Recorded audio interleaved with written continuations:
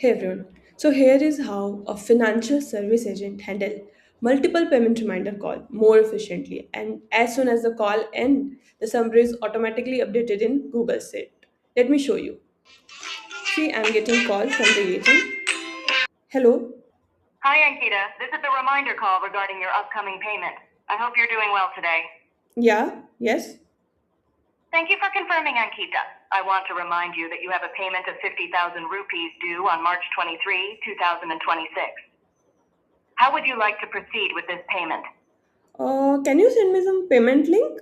Then I will pay with that.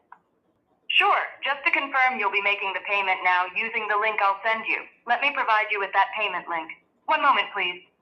Sure. Thank you. Please check your message for it and feel free to reach out if you have any questions. Thank Sure. you for your commitment. Yeah. Thanks.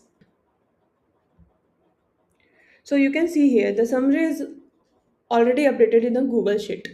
So this customer Ankita received a reminder call from the agent about an upcoming payment of 50,000 rupees due on March 23, 2026. Ankita requested a payment link and the agent confirmed they would send it to her for immediate payment. Try this out on SigmaMind AI. Thank you.